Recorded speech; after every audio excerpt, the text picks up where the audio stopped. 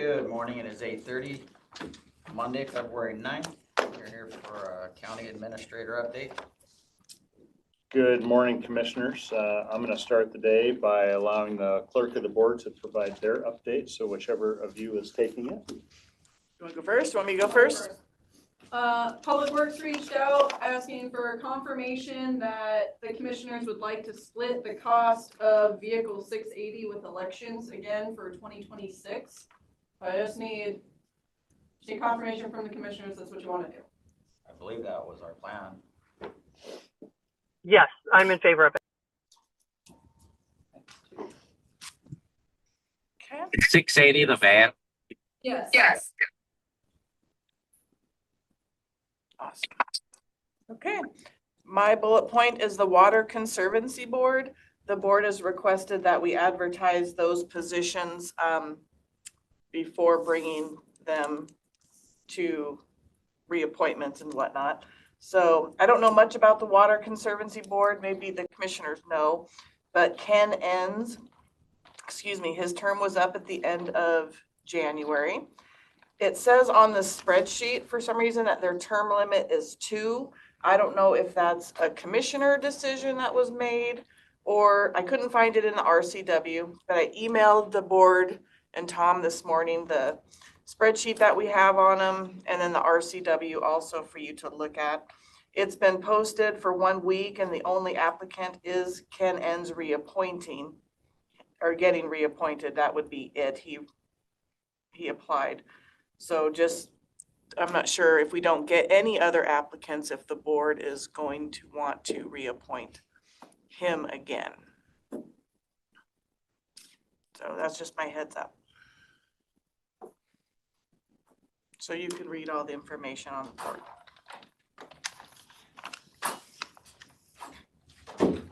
Also real quick, the Superior Court update is at 10:30 today. And I did put on their agenda the discussion about the administration of juvenile court. They had responded to the email requesting to meet with the judges that they will be here by the 10:30 meeting if their court is done by then. So you may or may not have judges at that meeting, but that's today for discussion. What's the purpose of that discussion? If we want to keep the supervisory portion, or I don't even know if it's a portion, all the supervisory of youth services. Is there a reason we're not wanting to? No, but there was a request that HR brought it up, that it's kind of like a department head versus a office manager, the salary. I'm not sure if you were here. Do we know where that request came from? Yes, I do. Was it Well- HR or? Yeah, it was Because of compensation connections or? an employee, Oh. yeah. Because of the difference in compensation Yeah, between yeah. district and. Yeah, so, because district and superior court have an elected official in their office that they report to. SWAT Hill, Yeah. Youth Services does not.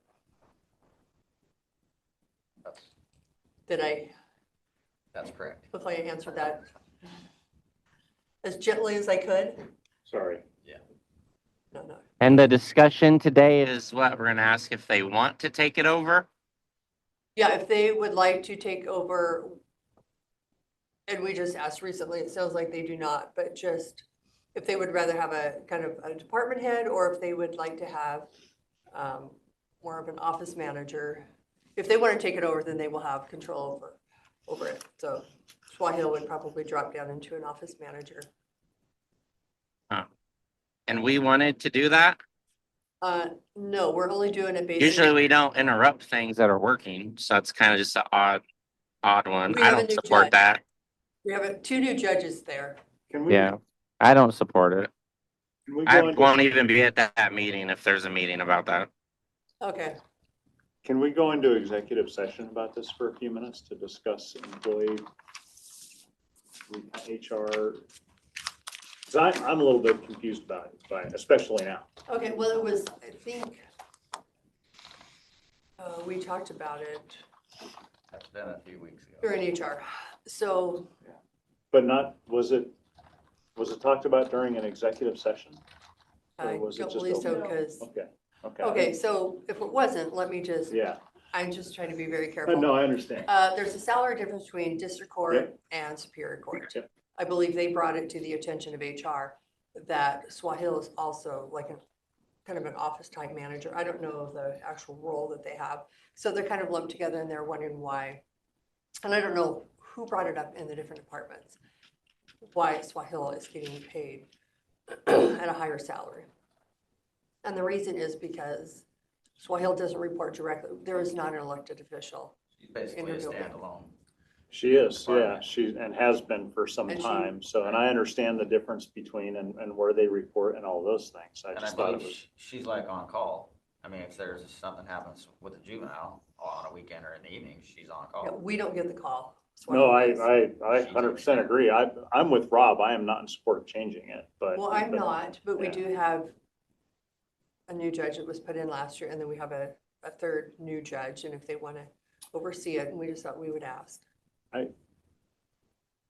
Just my suggestion would be that we wait for them to bring that to us instead of us bringing it to them, I guess is, I mean, We did bring it to them, and they said they're fine, they do not want to change, so I Yeah, I kind think they're just coming. concluded that that it is my seems like the answer. whole thing was just kind of. Well, I think we're just clarifying. It's just like opening a can of worms for no reason at all. Kind of, yeah. Okay. I'm all good with it. And Caitlin, you got a response from, I believe I saw the response, like a week. Crystal responded that the judges had no interest in discussing it unless the commissioners planned to put it on to them. They didn't have any interest in taking it over. I thought it was dead at that time. I kind of did too. I didn't get that email. I Okay. was told to send a different email asking for that contract to be reviewed. And they were like, let us know what you want to change in the contract. So I forwarded it to the board Okay. and didn't get a response from the board about what you wanted to make in the changes. So then it was like, can we set up a meeting forward to this discussion? And then this is the meeting that the discussion is happening. So it was brought up to me a couple of times Or to not happening. bring it up. To make Okay. them bring that up by the board. So that is why it's on your calendar, because Okay. you wanted to discuss it. Well, it sounds to me like the judges were happy with where it was, unless the board was not. Okay. But, I mean, that's what I'm getting from you and the email that was sent, right?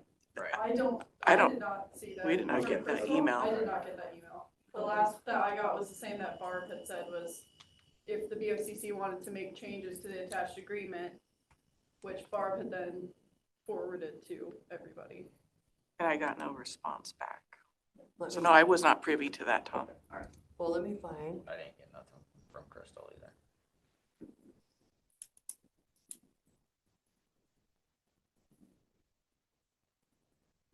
Well, in my mind, I got something from Crystal, but maybe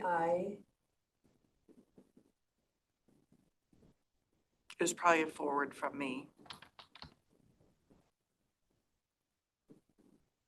look at my emails here. Just a second.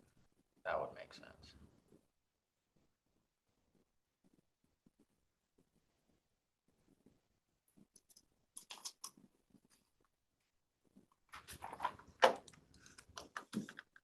Speaking of Superior Court, I got a notice to appear for jury duty, so I have to call on Wednesday. So hopefully I'm not taken away from here for a bit.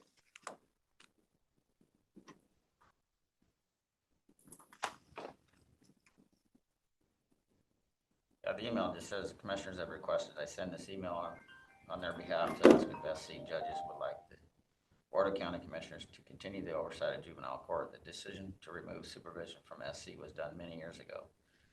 So with new judges, they wanted to revisit this decision. Feel free to reply to this email with your thoughts.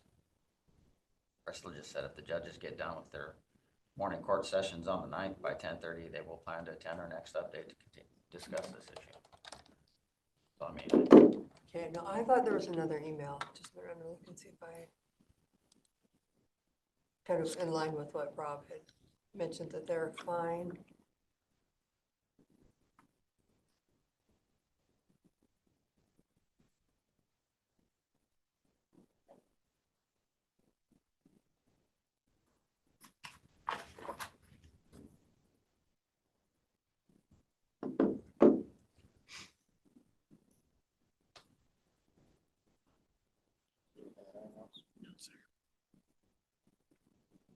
Did you have any? That email may have been from Anna. Have a walk-on request for this week. It's the Board of Health recommendations of appointment for the alternate city town elected officials. They had sent it to me last week and I just did not get it to Barb in time to get it on consent, so have that for you.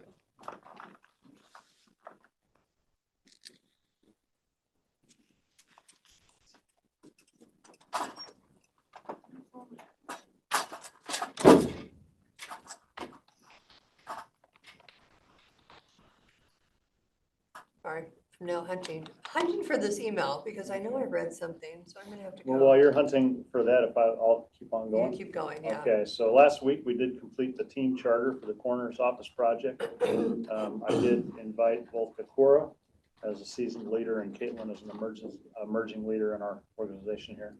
Take part in that exercise as I plan to utilize that format with all of those who have graduated from the HBL course. I'm looking forward to that. It's nice to have that finally behind us, and we should hear back from the facilitator soon with the charter that everybody at the coroner's office will sign. This was an instrumental process in the jail project as a tool to ensure a smooth and productive foundation when working together with so many different trades, the general contractor and the department heads, elected officials.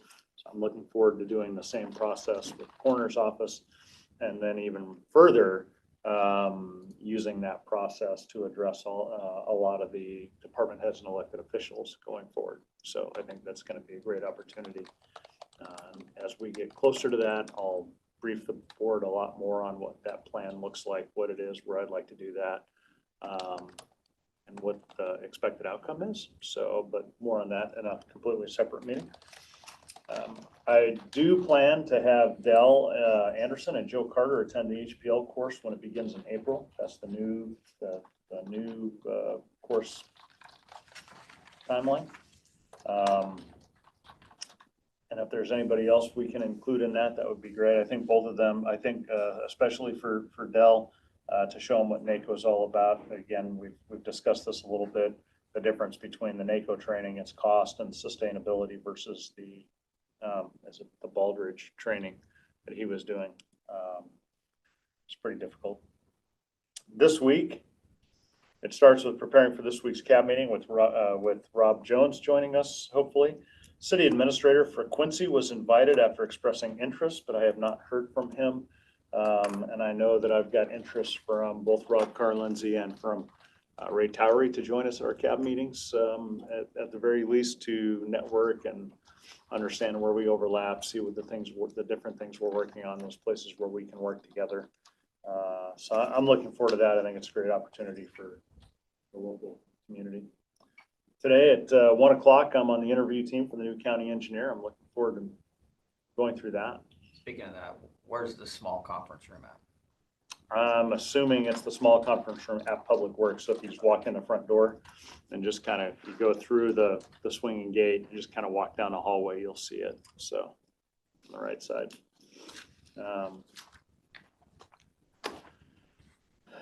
Tomorrow I don't have a whole lot scheduled. I'm trying to schedule some one-on-ones, some other elected officials to discuss a number of items. I can't even speak today. About budget, about current budget issues. There's a lot of that going on still around the county. I'm going to try and wrangle their thoughts as well as thoughts from the department heads, put them together, kind of go from there. More on that coming. Wednesday is a full day once again at the jail. Thursday, of course, is the CAB and the Washington State Association of Administrators legislative update. Friday is a really busy day. We have the 10:30 kickoff for Baker Tilly. I'm performing a jail tour for a specific audience for human resources. at their request. And I have a Wasatch NACO Legislative Conference preview and federal update prior to our NACO trip.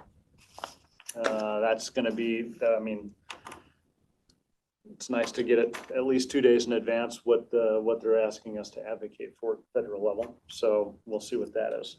Speaking of NACO, I have reached out to the Newhouse team to see if we can verify our group. It seems that we had a few issues with Rob and Jim's confirmation. We are doing the White House tour the morning of the 19th, but it sounds like Fun. yeah, sounds like, well, and you have to do it so it's a members only tour. You have to work through your congressman or your senator to get it. So Newhouse. Did mine confirm? Because I never got an email. I know, and so you got another email this morning. For me, I've been emailing back and forth with the Newhouse staff. If for some reason you're not confirmed, he's going to make sure that you're on it, and he's going to take care of you and Jim himself. So just to make sure that you guys are good to go. The tour is the morning of the 19th, and now I also do have another meeting scheduled on the 19th with Merchant at McIntyre. Location is to be determined, but it's going to be at 3 or 4 p.m. We're going to solidify that this week. This day was supposed to be out of our pocket, but it's actually filling up with targets of opportunity that can't be done during the normal conference. So there's also a Wasatch meeting on the afternoon 19th that I'll probably access remotely. Some members of Wasatch might already be in DC at the time. So whereas the 19th was not in our advanced travel as a part of the day of the conference, now we do have meetings on that day. So we'll see how that goes. A lot of that is Merchant McIntyre. They'll be talking about our federal agenda and our earmarks and grant opportunities, and doing some game planning for our meetings prior to meeting with Senators Murray and Cantwell. So the invitation is there for them to join us for our meetings with Newhouse and his staff. They're welcome to attend if we think that would be fruitful. I think I'm not going to know until Friday when we get the NACO update from Wasatch on what they want us to advocate for, because I know those meetings are short. So I think our meetings with the senators are going to be a little bit longer, but typically with the congressmen, it's like 15, 20 minutes. So you have to just be on point with whatever topics you're talking about. So, but looking forward to that. Speaking of travel, so this is going to be, this will probably prompt some debate. So as we're moving our policies to Lexipol, and we continue to review them, I've introduced an amendment to our travel policy, and I'd like to get the commissioner's take, and if agreeable, the board's okay with the policy. So our policy is not kept pace. You're going to get to listen to me now. So our policy is not kept pace with the travel industry. Being a good steward is always first and foremost. We should always look to save funds wherever we can. That said, when we travel or ask our employees to travel, they shouldn't be forced to truly be uncomfortable due to the standards in which the airline industry now charges for seating. There are numerous subclassifications of economy now. There's basic economy, enhanced economy, economy plus, coach, main cabin, economy standard. All of these are the same seats in the airplane, except now they break them up and charge either for aisle seats or window seats. In some cases, you might ask for an aisle seat in basic economy and be charged $70.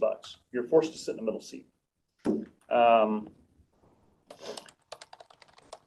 They also have basic economy, hand baggage only, save and value fares.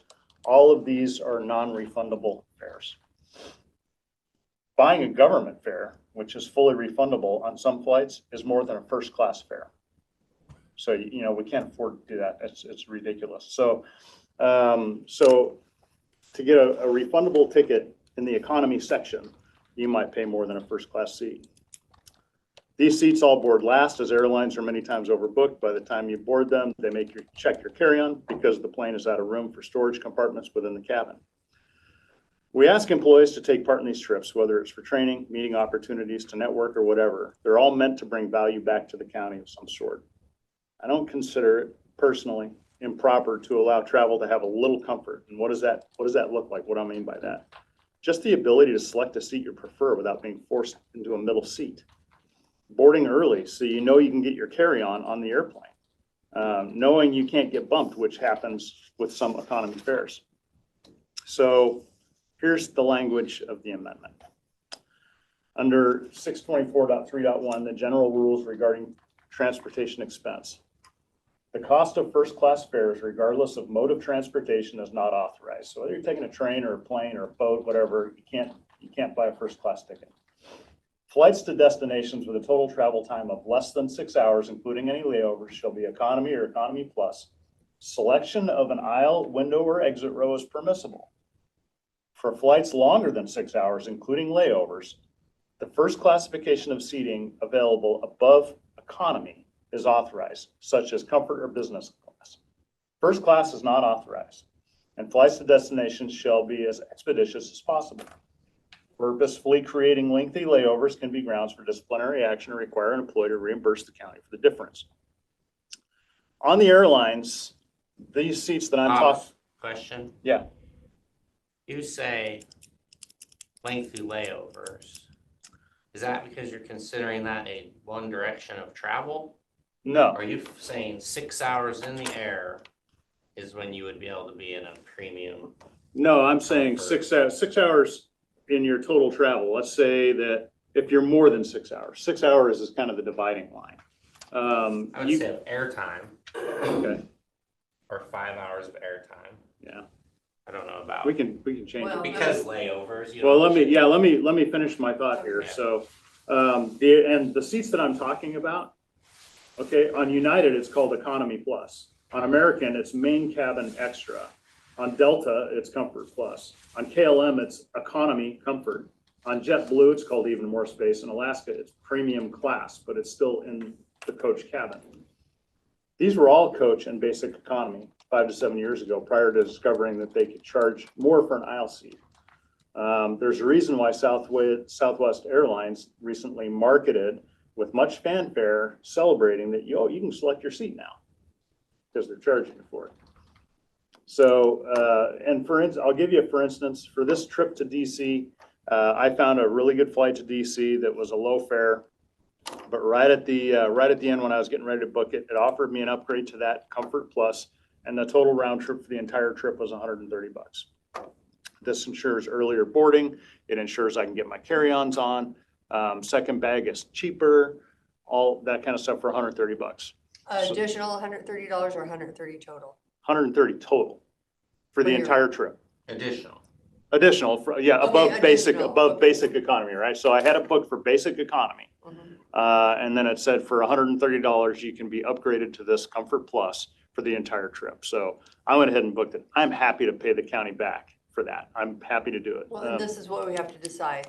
But Are all the residents of Grant County, Yeah. this is how I look at it, is that their mode of transportation? Do they do economy plus or, and when you so, business? so let me ask you a question.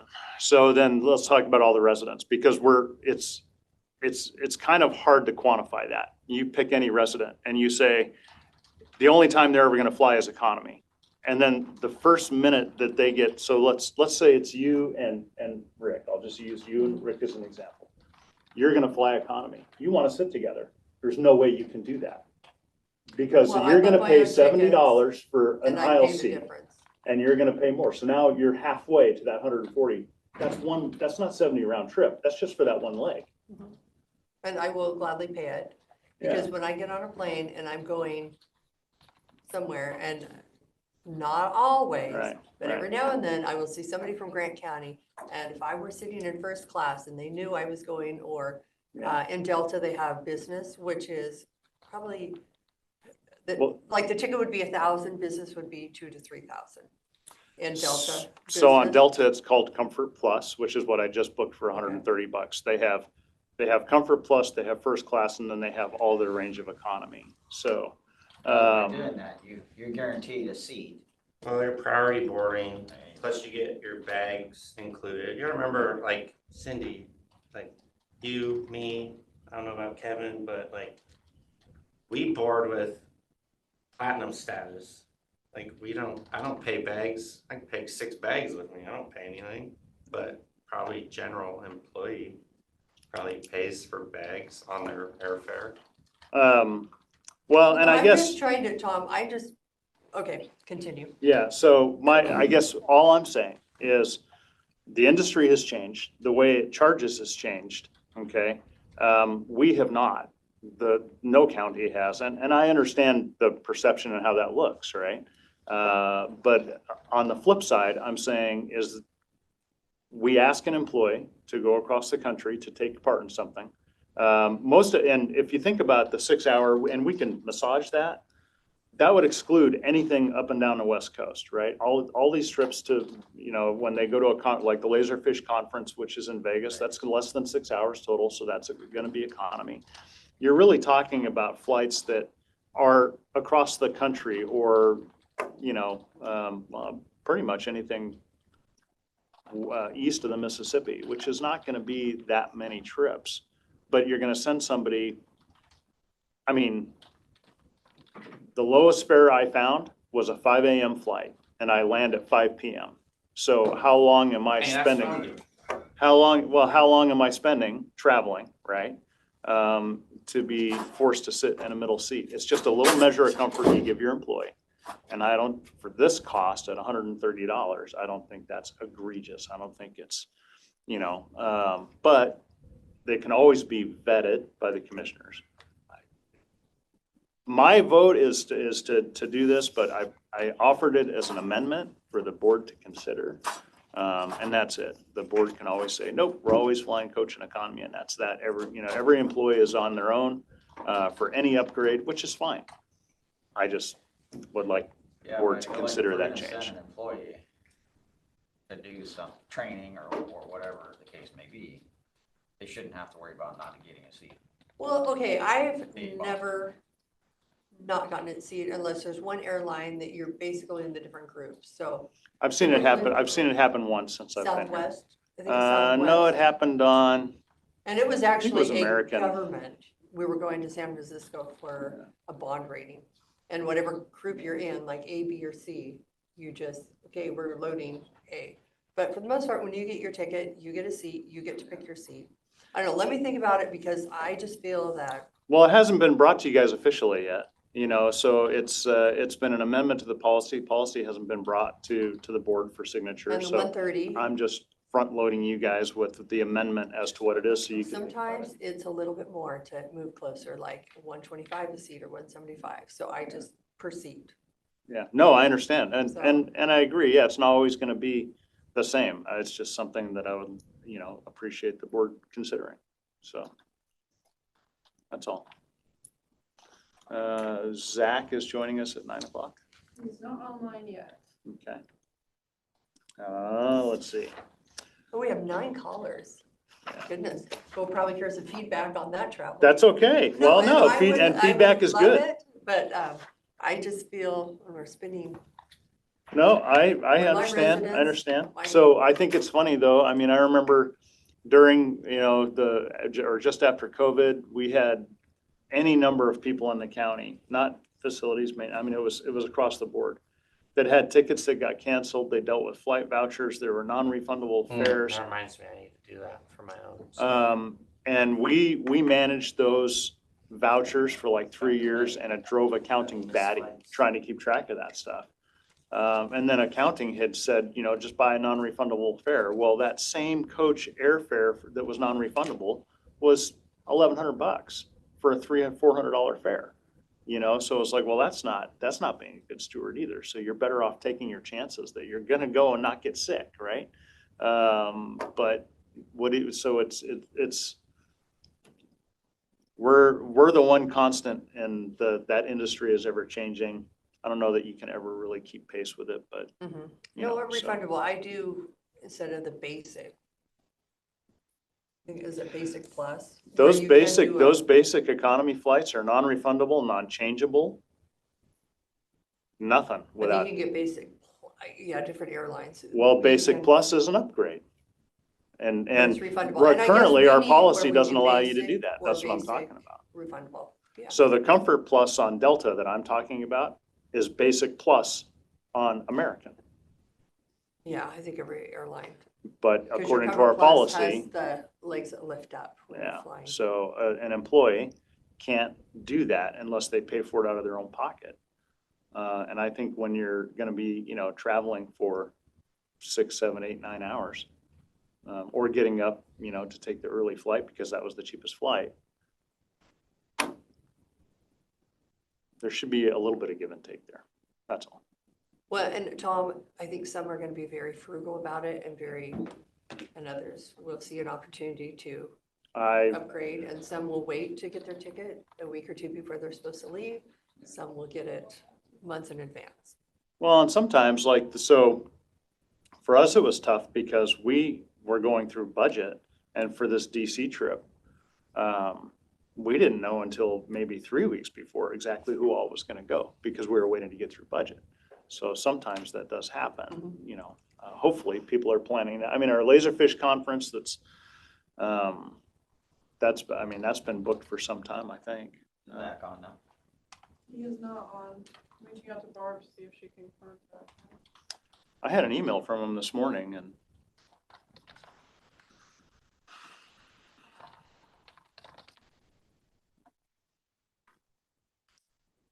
You were coming back 25th or 26th? 25th.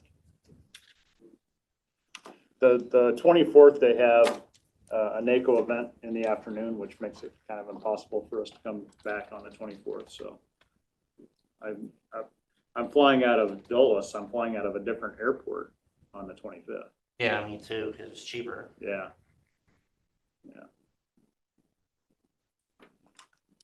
My premium upgrade was $100. That's awesome. Yeah, I don't care.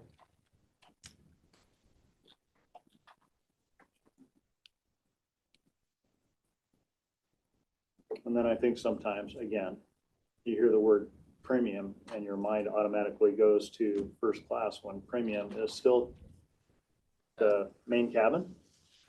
It's just, You want to promote Zach? He's on. he's on.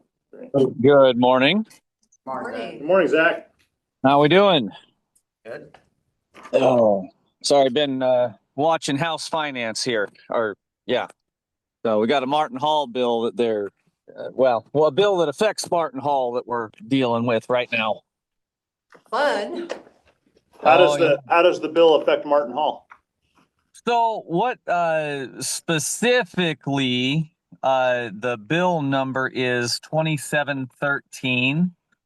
And long story short, it's basically an additional 1% B&O tax on private detention facilities. What they're going after is the ICE facility in, I think it's in Pierce County or Tacoma or something. And it just so happens that the legislators forgot that Martin Hall is a private detention facility.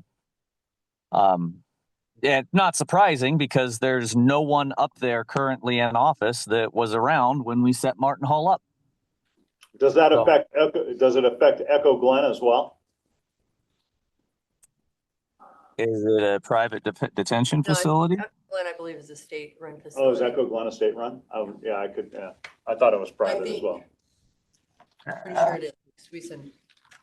It's worth checking. I know that when we were talking about it in our Thursday night lobbyist meeting, I mean, obviously the association is testifying and we submitted some testimony here, hey, just, we know what you're doing, just don't include us. But Echo Glen didn't come up. Martin Hall did.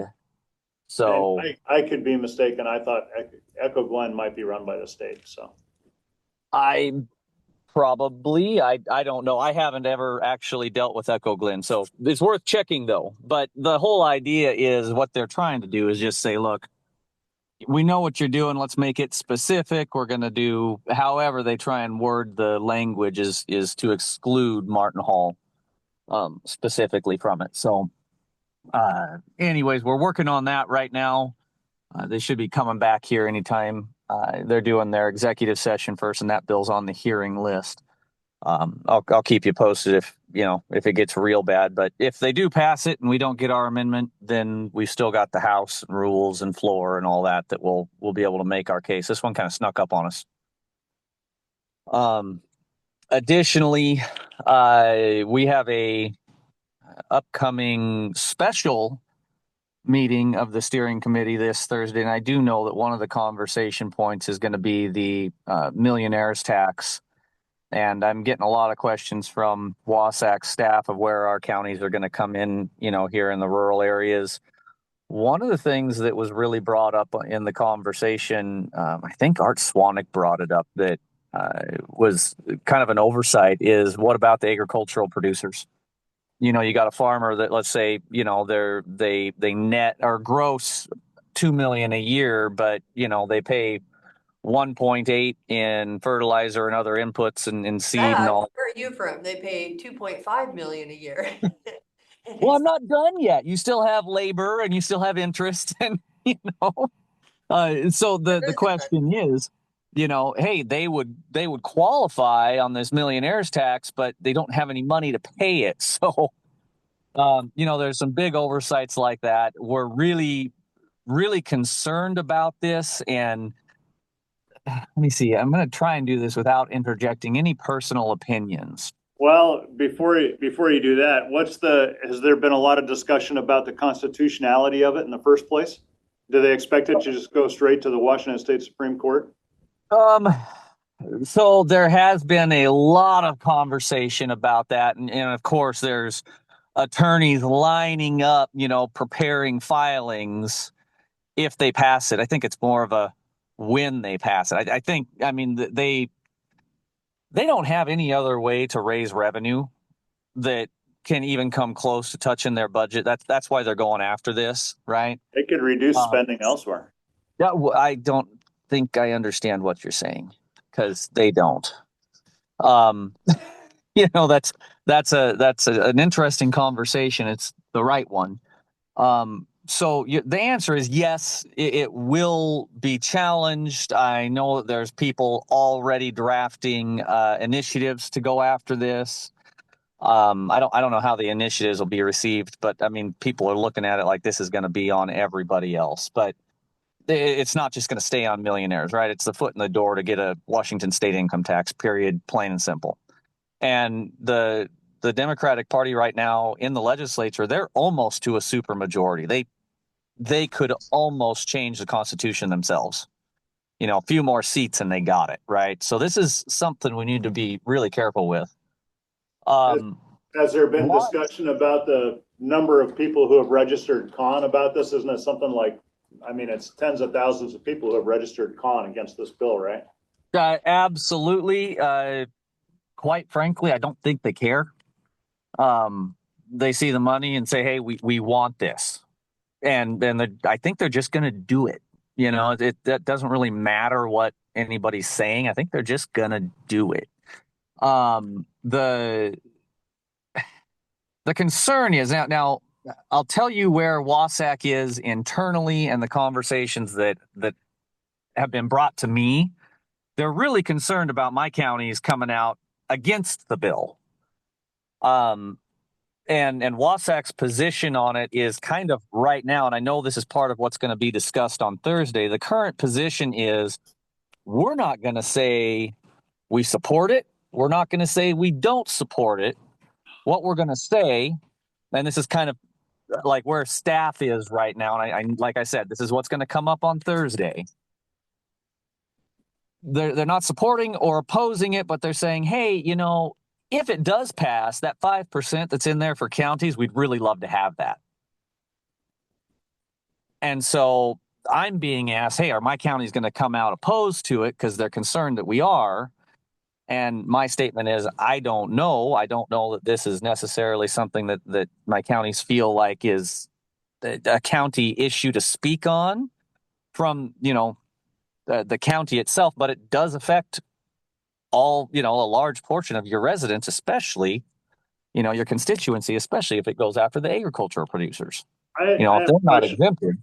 I have a question for you about that, Zach, and I can't speak for the commissioners because I don't know. I don't see their emails or their text messages or phone calls or anything like that. But if WASAC is curious about whether or not counties are going to be supportive of this or not, they haven't reached out to us. Not that they have to reach out to me, but I do a lot with WASAC and I haven't had a single conversation about it. And I'd be willing to bet our commissioners haven't been contacted about it to ask No, what their. Yeah, I don't know. that's why they're asking me, is to kind of get a feel ahead of the conversation on Thursday. That's what this special steering committee meeting is for, is to kind of see where we're going to end up. I think you're hearing a pretty hard no from Grant County. I am hearing a very solid, hard no from all of my counties. As you should. And the thing is, here's what I've been sharing with WASAC. I say, look, I can't control what any of the commissioners do by any means. You are all free to do, whatever you want as a board and as individuals. I said, I would not be surprised to see, some of my commissioners sign in opposed to this thing, either personally or as a board. I said, but like you pointed out, with tens of thousands of people saying no, I mean, you're one voice amongst many. And I know that Wasac's consideration is, well, like if it does pass, we don't want them to take money, that 5% that is carved out for counties away from counties. My conversation with them too, though, is I say, look, I think that they're talking about a couple $2 billion a year in collections. Possibly they're just throwing numbers around. The first guy that testified when the bill came up said, look, I qualify for this bill. I'm actively right now looking to change my residency, and so is everybody else I know. I So- I know, would agree with him. I know people working on it right now. I know So of do I. one that already has. I Yeah. know, already have. They Yeah, have their Idaho licenses. Yeah. They showed them Yeah. to me at the cancer auction. yep. Yeah, I know lots of people that are doing that, and my kind of unsolicited advice to Wasac staff and really anybody who will listen, I guess at this point, is look, if they're planning on collecting $2 billion annually from this tax, I would never plan for more than 500 million. And that's just going to be the people who can't leave. Maybe they got kids in school, or they're tied to a job, or who knows. But I'm just telling them, like, I would not be counting on the money, because even look at, and the comment was made, well, the tech guys in Seattle, Microsoft, Amazon, eBay, whatever, well, they're going to have to stay. I said, well, not really, because the people making that much money are the decision makers, and the decision makers will be happy to move their main office, the main corporate office, out of Washington, leave all the workers here that aren't making that much money. And so we won't technically lose Microsoft or Amazon or Boeing or whatever, but we will lose their administration and all of that tax revenue that they had planned on collecting with this tax, because those guys will move. That's a lot of money. Well, and this is the vicious circle that we're in, right? So I have two comment and a question. So my comment is, I spoke with a Democrat from the West Side when I was at NACO last year, who admitted that, we're at a fiscal cliff. We don't know what to do.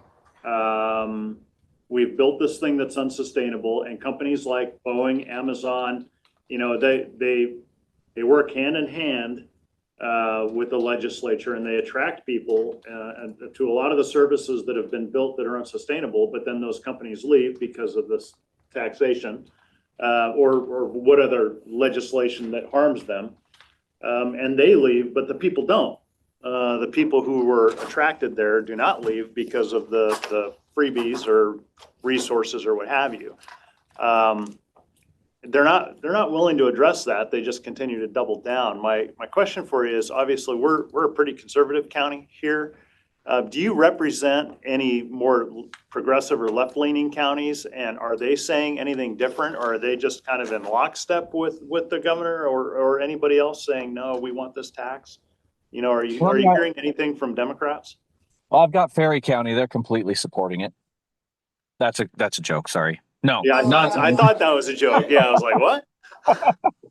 Yeah, no, none of my counties at all. I mean, everybody's in your position. They're all saying it's not just a no, it's a hell no. And I think it's kind of that. It's this simple divide: urban, rural, Republican, Democrat, and even Denny Heck came and kind of as a farewell. Hey, I'm leaving politics and just retiring here. Came up to Olympia and he said, "This is not the institution that I participated in, and this is not my party. I don't even recognize this place."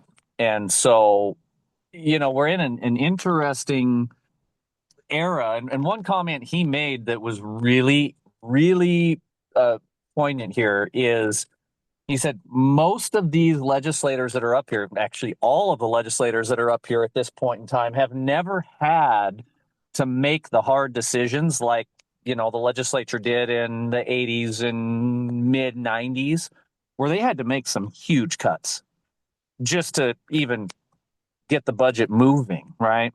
And the problem we have is in the majority party right now, they don't want to cut anything. And like, I mean, we talk about it jokingly, like, oh yeah, it's cuts, not more revenue. Well, it is. They have to stop spending, and none of them have had to do that. So they're going to continue to try and grab as many taxes as possible until, they literally hit that. I mean, they're standing on the fiscal cliff. They're going to hit a wall here pretty soon where people are just going to say nope. And they're going to have to do Is something. this, no, it's like a 9.9% tax. Is that like a B and O? So it doesn't matter if your expenses were, if you, like the $1 million or 2 million and your expenses were 1.9 million, are you still that 9.9, like a B and O on the 2 million? Or is that just the? It is a B&O tax, and right now it's a little bit too early to really discuss how they're gonna implement that and how it's actually gonna affect the businesses and the individuals. Because here's what they did: they put everything they possibly could in this bill. I mean, they made it the worst version possible, partially so that they can go through and figure out what people really, really hate and start deleting things. And partially so they can come out, in another 3 weeks and say, oh, look, it's not nearly as bad as it was when we started. So like, you've been given this terrible thing that's just horrid. Now you have a bad thing that looks better than the terrible thing. So there's going to be a lot of changes. Both houses and the governor said this is not what it's going to look like. The governor allegedly says he's not happy with it. I don't put much faith in anything he says because all last year he said he wasn't going to sign, the new taxes and stuff, and then he signed the largest tax increase in history. Well, his comment was, I'm not happy with it because it doesn't take money from the millionaires and put it in the pockets of hardworking Washingtonians, which is, tell me you're saying wealth redistribution without saying wealth redistribution. But I'm gonna move the conversation a little bit. What about the citizens initiative process? Do you think that's going to pass where the legislature is purposely making it harder for the citizens to perform that initiative process? Gosh, that's a really hard question because every argument that they have for running this bill doesn't hold water. I mean, even Steve Hobbs contradicted himself and contradicted the statements out of the sponsors' proposal here in what we charge for it. I mean, they raised it from a $5 fee to $130 some fee specifically to accommodate inflation. I mean, I don't know. I think there's a big constitutional question as well. But I'm going to go back to they kind of do whatever the heck they want right now. So I wouldn't be surprised at all if they passed it. And then I wouldn't be surprised if there were, constitutional challenges to it immediately thereafter. Because, I mean, requiring an initial 1,000 signatures to even file the initiative is 100% contrary, like, to the Constitution, period, as it's written. So I don't know, but I also don't have a lot of faith in, our Supreme Court siding with the current interpretation of the Constitution. I'm going to ask you about one more. Sorry. Okay. For Bill, humor me. Parents' Bill of Rights. So through the Citizens Initiative process, they've got it forwarded to the state legislature to completely restore the bill that the legislature gutted last year. Okay. I saw a Facebook post by Representative legislator Andrew Engel, who talked about 3 options one, they're just going to ignore it and let it go to a vote. Two, they're going to try and kill it. Or three, they're going to bring it. He's voting, or he's hoping that it will come to the floor for debate. Are you hearing much about that? I think he, very astutely articulated the three options. What I would say is I can tell you right now, the Democrats do not want to hear it. They do not want to see it go to a debate because then they have to defend their position, their preferred course of action, and they don't want to have to defend that position on an election year because they know it doesn't hold water. So, and with especially in the last week, I'm sure you guys have seen it on whether it be social media. I don't think the news has hit it much, but even junior highs, middle schools, high schools have been staging protests and not telling parents. And people are, parents are hitting the roof.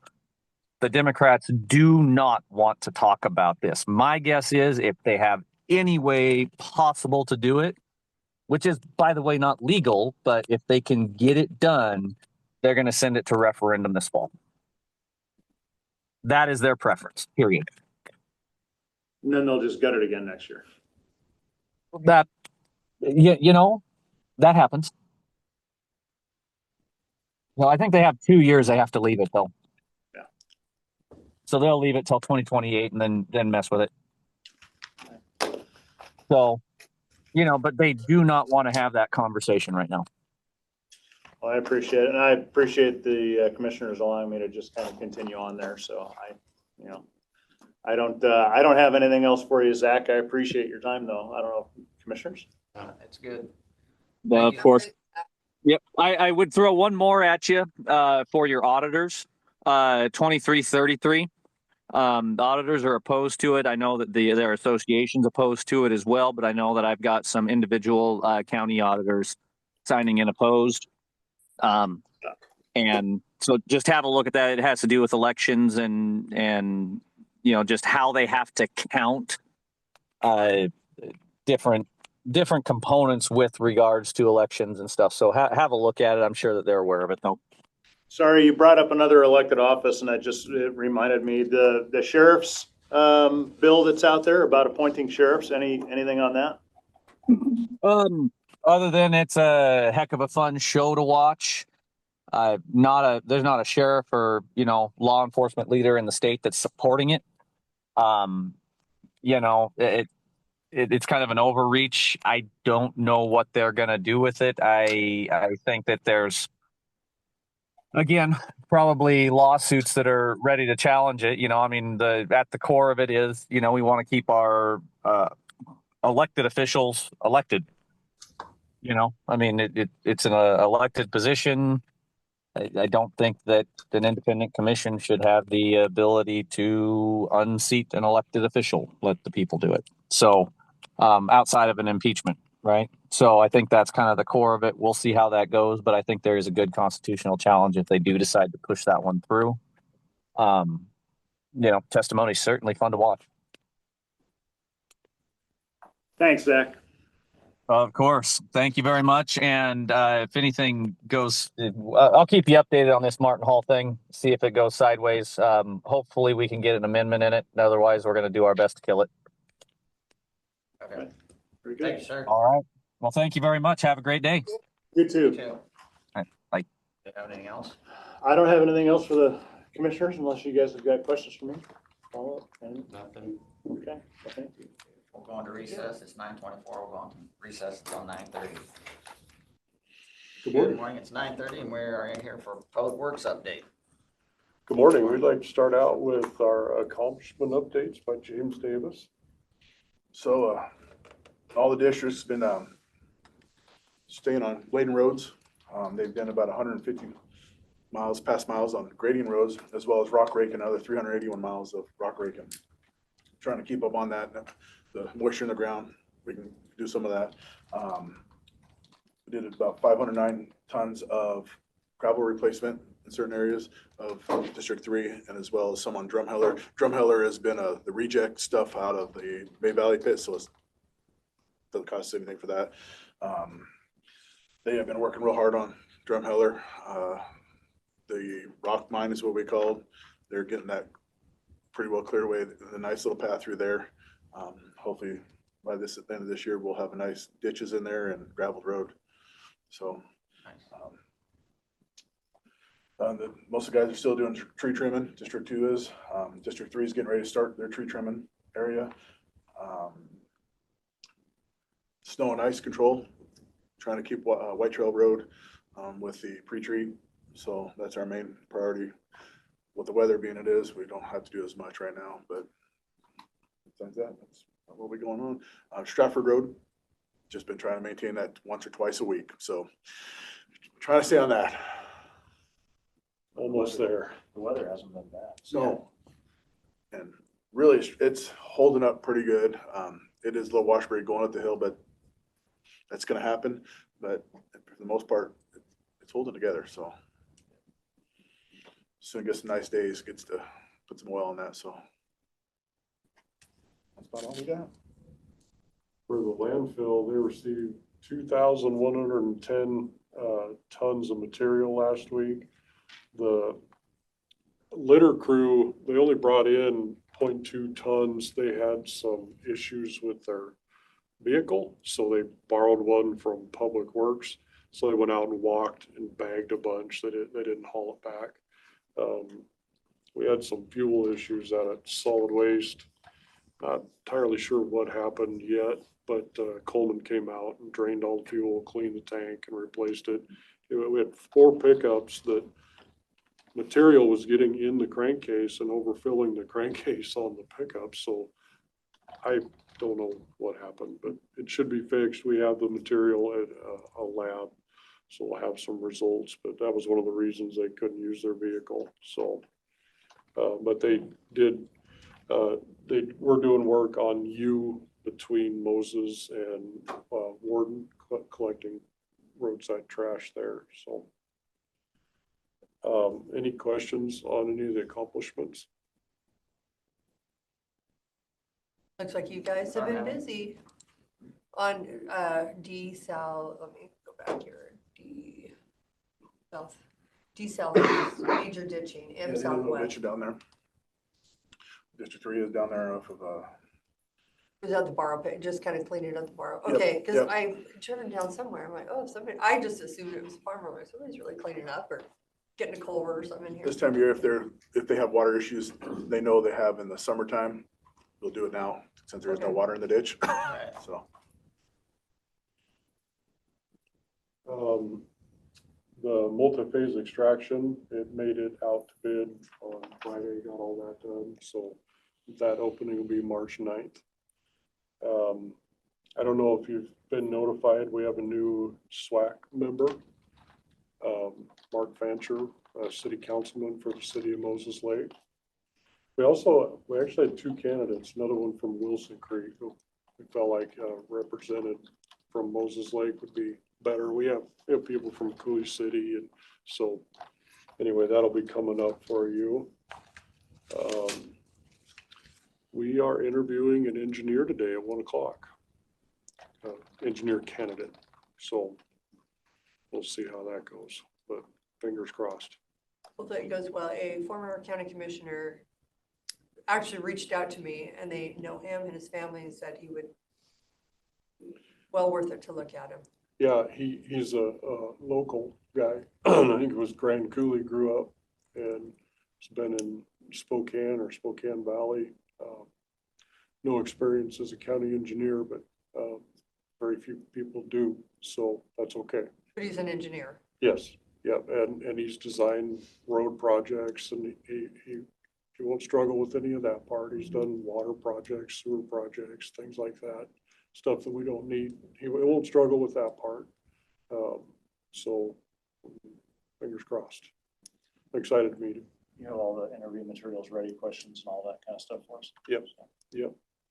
Who How else did you on find the- out about us? Actually through, was it you or Justin? well, Justin called me to find out if we still had some available. and I said Justin yes. Walker is Justin a Walker. foreman in Moses Lake. Okay, He knows somebody from Grand Coulee that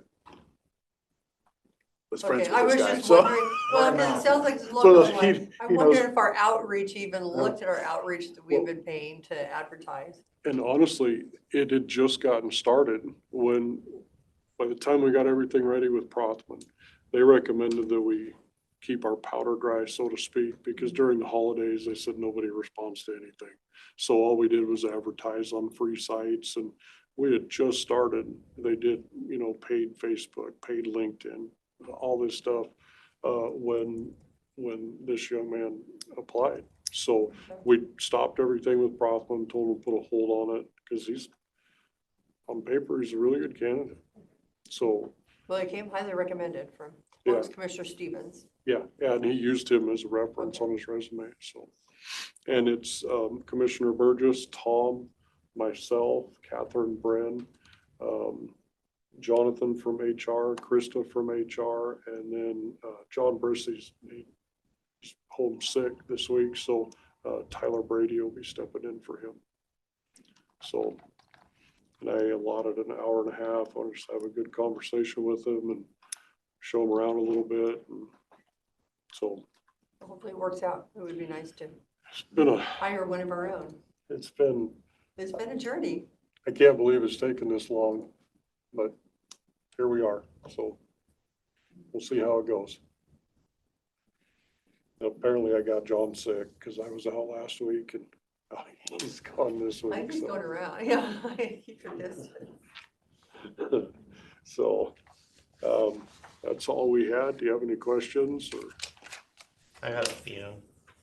So, when the county for road specs, do Okay. you guys have different levels of road specs, whether it's a neighborhood versus a 50-mile-an-hour road, a 30-mile-an-hour road versus a 50-mile-an-hour road, 15-mile-an-hour road?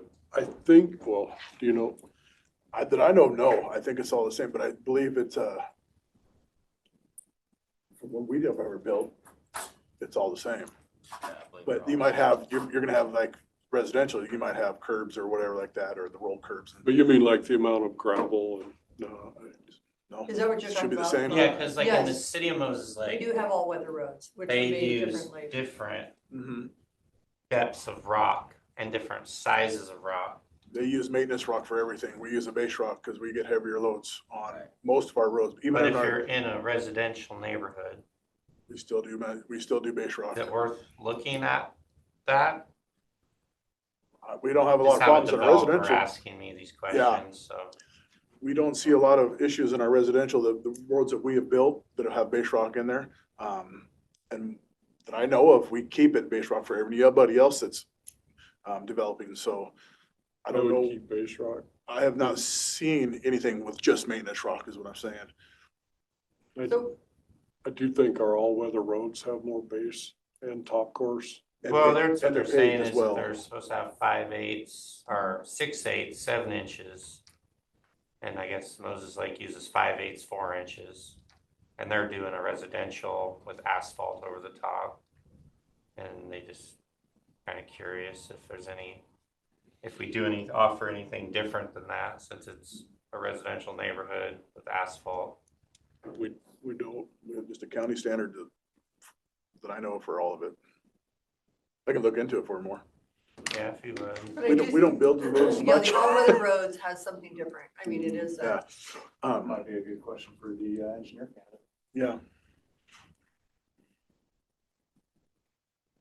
I think you're right, Cindy. I think the all-weather Adams, Dotson, they have. and they're More tracked on base and all-weather. top. So the all-weather, you can drive on them during the winter. They're rarely road closures, but I don't know what the makeup is. Your engineer.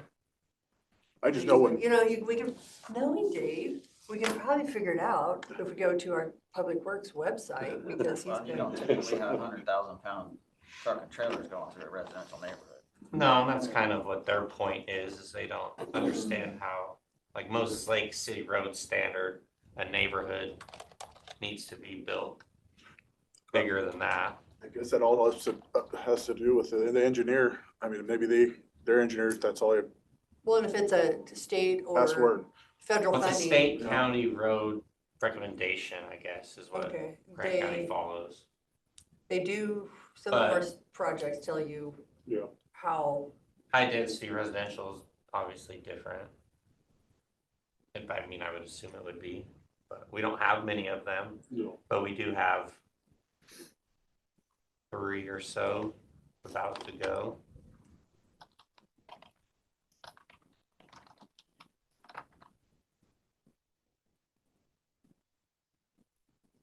Residential area. What's the best way to properly follow up on that? We could talk to our engineer. Well, Michael Ullman will be here tomorrow. He comes to the office on Tuesdays. Okay, yeah, if you would. I can give you the project names too. Okay. apparently we do have different road standards, 3.1.2, 5.1 road standard. So I'm sure it would follow. Just follow up at their next update, okay, or do you want it before that? I'd like to at least follow up with what's being worked on before the next update, and then we leave for a week next week, so I don't really want to drop it. Are you gonna send me you're just gonna send me the? Yeah, I'll names? send Okay. you the 2 neighborhoods.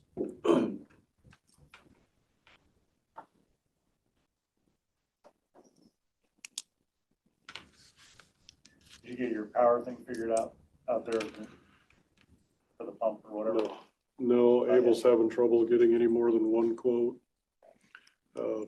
Actually, a generator was affected by that fuel issue and kept dying on us, and it, yeah.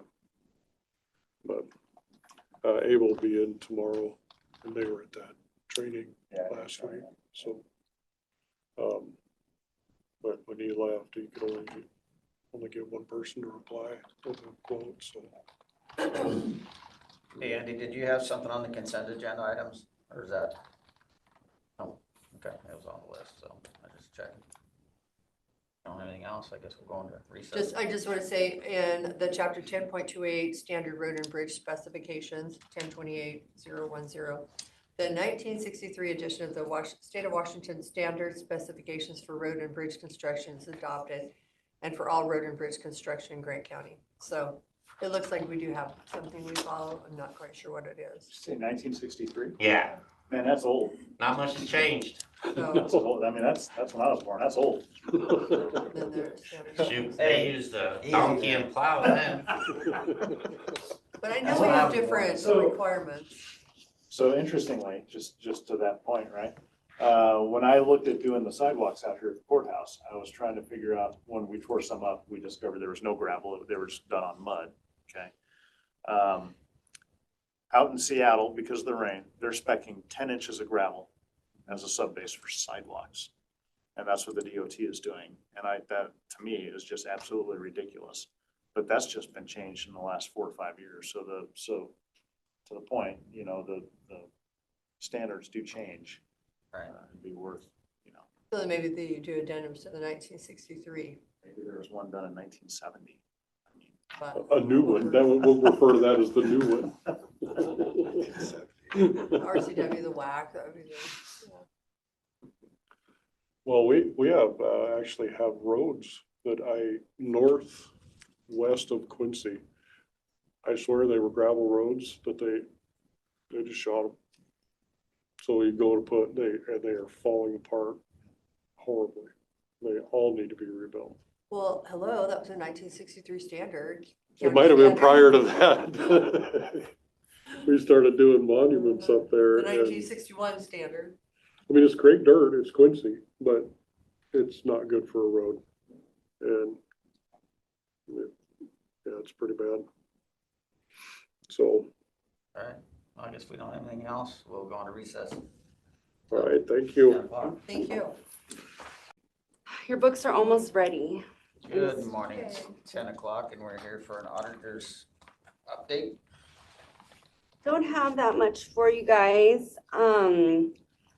Got all the quarterlies done except for one, which had an issue that we might have to bring back to you guys for action. But I'll update you when we have more information on that one. Like Social Security, L&I. PFML. Oh, okay. Okay, so I'll give you a sneak peek. The fourth, there's a cap on how much PFML we can, take out of the gross wage. And it goes up every year. And when we updated the percentages in 2025, the cap amount didn't get updated. So everyone whose threshold should have been like about $1,600 of the tax was only about 1,200 something. So they capped them out too early. So there's this group of people who owe between that amount and the real cap and including our side of the benefit will owe that much as well. So we weren't collecting it from the gross wages from those employees essentially. And in total, in aggregate, somewhere around $20,000 that they owe and we owe some portion of. Thankfully, their side is the larger side than our side. They owe like 70% and we only owe 30%. But yeah, When you say they, are you talking the about? employees. Mm-hmm. So we've made sure that that box is updated for the current year, so that won't happen again. And it's something we don't notice until we do the fourth quarter because that's when people hit those wages, those caps. It's usually people with $176,000 in total wages. And so that was the only reason we couldn't get that piece done. So we'll have to decide how to collect from the employees. We'll go ahead and pay the state, get that done, but it's a matter of collecting what we're owed from each individual employee. You send that list of employees to Decorah? Yeah. Because if they're union, we have to impact bargain those changes. Yes, I can. I doubt anyone more union, but maybe could I? Yeah. Mm-hmm. And then Salary, most of them are the salaries over 170,000. yes, Okay. but the threshold not being updated made it so that some people who would have never hit the cap realistically hit that fake Okay. cap. Okay. So it's like 40 employees.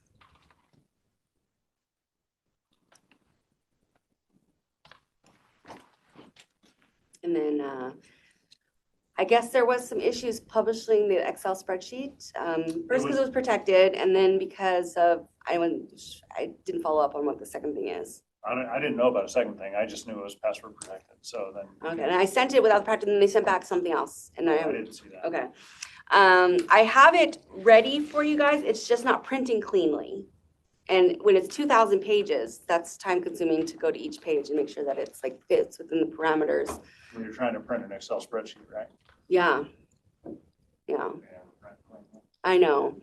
Or the other option is to save as PDF in cleanly. each original. Yeah. An Excel spreadsheet. But I'm hoping to have that book for you guys soon, like today soon, but I'll follow up.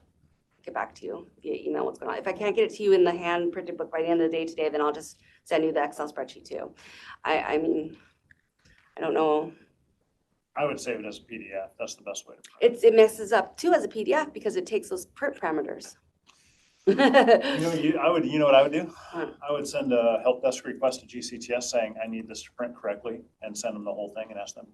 Okay, well, I can do that. And one of the reasons I can't use like a formula or macro is because each spreadsheet has different stuff. It's not the same exact, the headers are fine, but each district has, or each department has a different amount of budget things.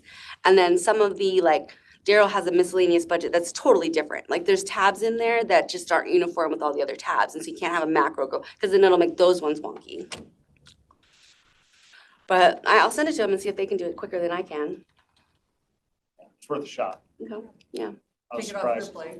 Well, no, I was surprised. I said something to GCTS, the whole group, that wouldn't work correctly in Excel, and Seth had it back to me in like 5 minutes, and he'd completely rebuilt it. I was like, oh my gosh, how'd you do that? Blew me away. Okay. No, I'll check there and see if you can do it. I did not expect that. Our audit has started. They've selected their accountability areas, but we have an entrance conference scheduled for next Tuesday. Is that correct? Tuesday afternoon? Any hints? I mean, he gave me the list. Treasurers, cash receipting. You'll be working with him for procurement on a couple projects. I think lighted contract was one of them. Small and attractive assets, follow up from prior years. There's like 10 areas they're auditing. Yeah. Nothing That stood out covers- as that covers unusual. both years. Yeah, yeah, general disbursements. He's already given me some invoices to suck for him. You got the invite for the Baker Tilly thing on Friday? Probably. I'm not. What time is it on Friday? I have some good stuff going on that day, but Oh, the federal financial audit is just waiting on a couple of things on the 10:30. single audit side. 10:30 on Friday. Okay, that should be no issue. And is that an entrance for them? That's a kickoff meeting, yeah. Yeah, that's pretty much all I have. Just hoping to catch up on everything. We've got Um, quite the list. So in Vanessa's batch, somehow I did, and I hate that I did this, but you're gonna see it, so there's a check from me paying Grant County for $16.18. I hate it when people don't know, I mean, our credit cards, I've Washington Trust customer, so my debit card and the county's debit card are identical. Somehow, I used it for a prescription at Yopes Pharmacy. I don't even know how I did it, so. you'll see. That actually happens a lot. Now, we've been trying to think It's a about. pet, it's a pet peeve of mine, so I'm really kind of mad at myself for Put a that. piece of duct tape on it or something. So, I don't know how we Red stop sticker. that. If we catch it in the same month, it's pretty clean. Like it's just, we just void it and pause it. It's not a big deal. It's when it crosses months that it gets a little, we have to explain it a little We've bit had more. fuel. Sometimes Huh? people grab it for fuel. Yeah, Flip the car. I don't know what you would do. It just happens more than you would think.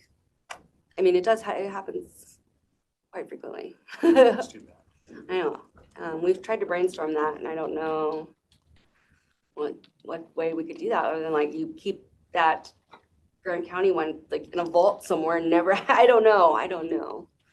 Or what if we clip the corner or If something, they just make so them it looks. different colors. Well, I mean, I don't know how I did it. I keep them in separate areas and somehow I still, I don't know. I Some people it happens electronically because you know they have the digital wallet and they'll, I mean, Oh, we I could make it a see what policy not to save it as a digital. But Oh, it is convenient when you're like checking out and just switch between car and. well, sorry about that. How many times- No, how dare you? Yeah, I haven't heard that it's been happening. I thought we kind of got it. No, it still happens. Yeah. Okay. It's not like nobody's buying Rolexes or anything, but The biggest thing we had was fuel. People were using it for fuel. Amazon, I think, is one of our primary places. How do you do that? I mean, Oh, that's a really good question. Grab them on Somebody card. did come in and they said that their credit card was not working and they were at the pump and the only card they had was a county card, so they used it and they brought a check the following. well, so, I mean, you But have some to, of them have been, they've caught them, I think just I don't know if it was accidental or usually when they're auditing it or, whoever's in charge of it, they're looking for the receipt and so they've got to. I mean, I think you have to try and do that because it's, I mean, I've traveled with maintenance and stuff. We have the van, we go to the west side, you use that credit card to get gas. You have to go in. You can't use it at the pump. It doesn't work. Oh, the DC one? Yeah, you have to go in and use it you have to swipe it inside the store. Oh, I know. We don't have one, so I wouldn't. I guess my point is you purposely have to try and do that. So it's, yeah. I mean, I guess it could be seem like you're just not paying attention when you grab your card out of your wallet. Like you think you grab that. I don't know. That's why I I'd don't like to want use to. that as an excuse, but I can't now because I did that, so. We try to pay attention if it's the same person every time, and we don't have any of that. At least you're admitting to it. That's. So we don't have a I'll own frequent it. flyer issue. It's just that it's weird that it does happen. So we'll keep an eye on Tom now and make sure that it's not Yeah. cheating with $16 every month. Yeah. Red flag, that Tom guy. so. Any questions? Anything? I don't know. Just trucking away. This is a nice lull period for us, although like we generally start building our annual report by February, March. And so, Did we get all the questions figured out with Vanessa? I know that some of the capital items we had didn't have funding sources attached to them. she said that, I thought we did. I'm just, But fund balance from those specific departments was gonna pay for those ones that we didn't know about, right? For jail, or not for jail, what we thought was jail and it's not jail. well, some of it was stuff from this year's capital request though. No, I don't remember what they were off the top. I remember the scissors. The scissor Because lifts. we thought it was gonna go to jail, but it wasn't, and it's not qualifying But for there were- REIT. Yeah, there was a That was- software deal for GCTS that should have been current expense, but it wasn't, didn't have a funding source. Because it was tied to tech services. So that was in the 501, when it says fund balance, that assumes it's tech services fund balance. And so, It was on the capital outlay request though. yes, but we do that where the fund balance means that particular fund, even though it's capital. So that's different than what we've done in years past, because when we have the capital meeting, we identify current expense or trial court, because I'm trying to remember what the other one was. There was something for, There's something for trial court too that it got put into tech services, right? Their no, fund it balance. just didn't have a funding source. It just, it showed on the approved budget, right, that this, I'm gonna remember what it was in a moment. But it was listed as current expense when it should have been trial court improvement or law and justice funds. Okay. I'll follow up. So there is one for trial court, and there's plenty of trial court fund, so we'll just have to do an extension for that one. It's approved to be done as a project, but wasn't approved to be done as trial court. And I think you're right, that one was current expense funding. Yeah, and it shouldn't have been, because we were trying not to use current Mm-hmm. expense, so. And so that one we'll have to get the extension for trial court because I think we're working on it. we only allocated 60,000 out of trial court and we have way more available.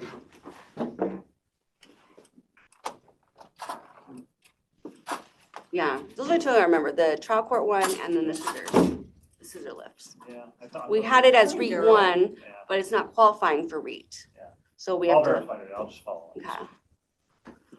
But, Wonder.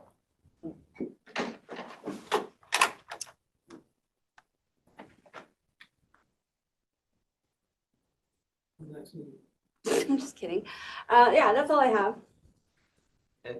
We'll go into recess until 10:15. 10:13. Thank you. Not updated. Okay, So it's 10:15, 2024. we'll go into the It's 2024 treasurer's cap. office update. Come on, Daryl. Right, It was 2024. Should have been 25. we're still waiting for a final levy certification. I believe Melissa's still waiting for DOR. I haven't heard from her of an update for the last 2 weeks. Waiting for DOR to respond to what Clark County's already doing and what I already did my research on.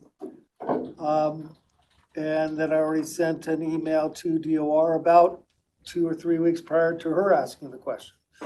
So I'm not sure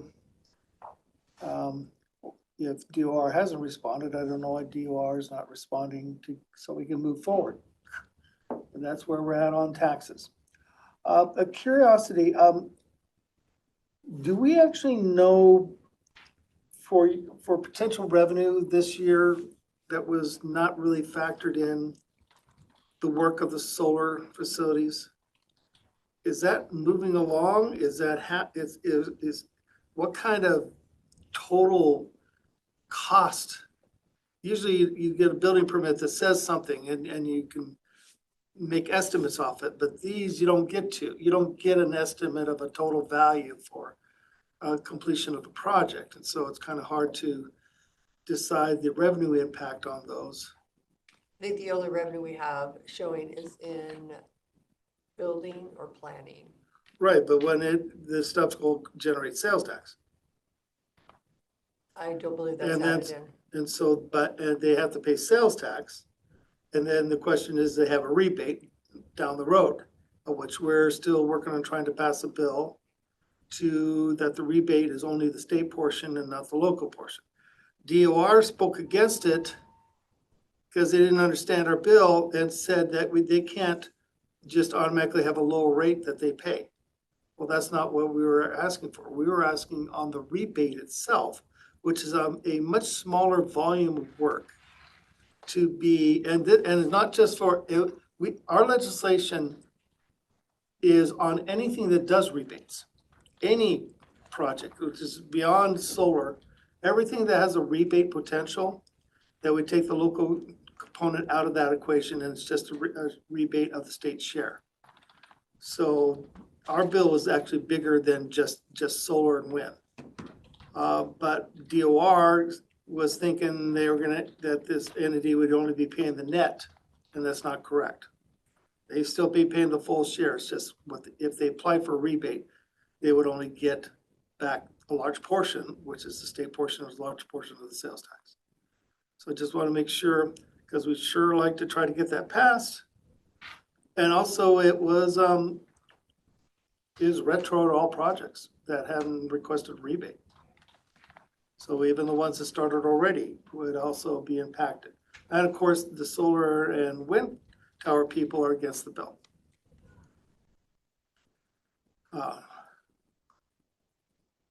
So that's where we're at in that bill. We're hoping.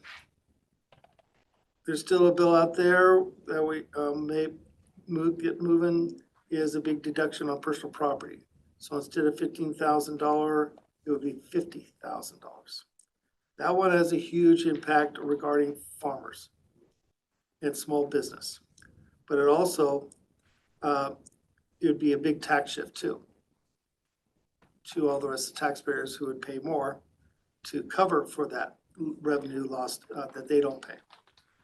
Now, there was a provision that was not passed, an amendment that was proposed that it shall not be a shift to the rest of the taxpayers. Well, that's a nice concept, but administratively and programming wise, no one knows how that could ever be done. And what you mean is if you have a bond fund and you need $1 million and then you have a shift where you lose 25,000, you got to ask for more bond levy to anticipate. You got to actually raise your taxes on these things because of an unknown shift that you're not allowed to have. So what was being requested actually would raise taxes on everyone because of that provision, but that did not pass. For my office, we're choosing candidates to interview. Hopefully, if we're lucky, the interviews might be done but it's going to be tight, and it's going to be still. We'll see if it can be done or not, and see if we can have the interviews later this week. And then start the process after that if we select for that person to be reviewed, and hopefully have a person starting in March. So you got 2 months worth of salary savings and benefit savings from that position out of my budget. But that'll probably be eaten up a little bit by when Connie retires, which we're not sure which month of her Is it payout. this year? Probably this year. Of her payout on annual leave. Are you looking at a transition position for? Well, she retired after.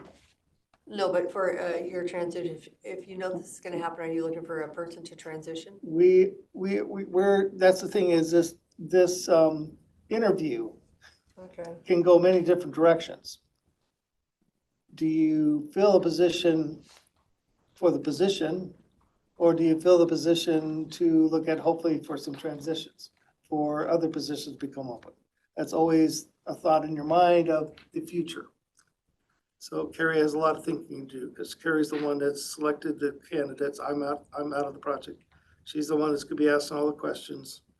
And my role is just not to participate, but to advise on the process and elements of the way she asks questions and the things that I would think of, that she's still in full control of everything, of making that decision, since she's going to be here and not me, and I have to live with that person. So obviously, chemistry is a big thing for our office. So that's what we're working on there. Yeah, it's sure like these sure don't like the unknowns of these solar project. And then when we're told there's 5 more projects in the works, that makes us one of the top in the state.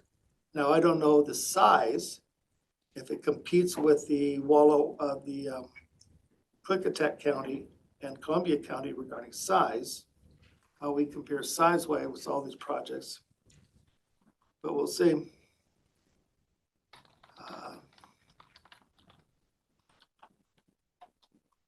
we still, it's a broken record, still love to have December reports.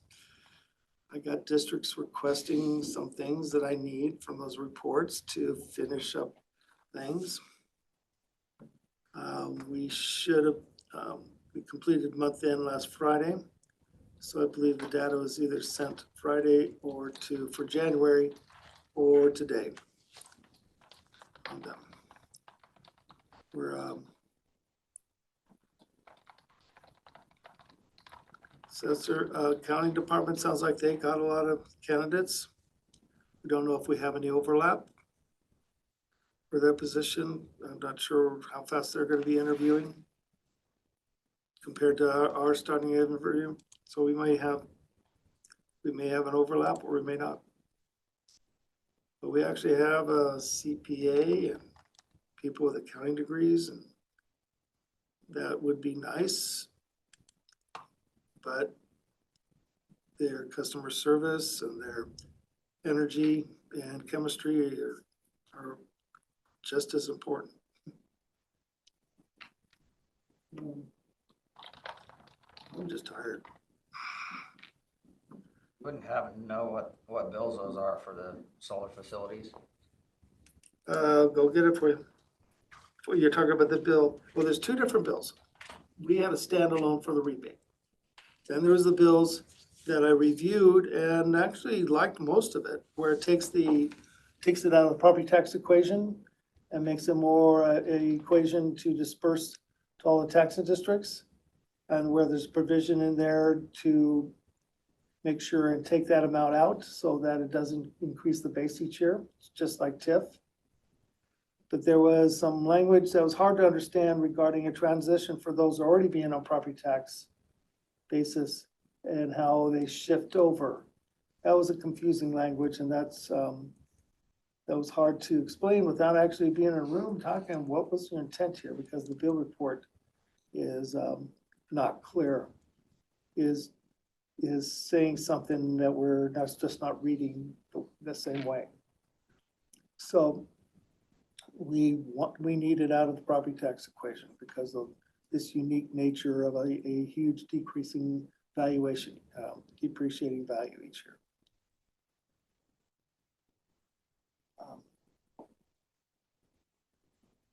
But we'll see.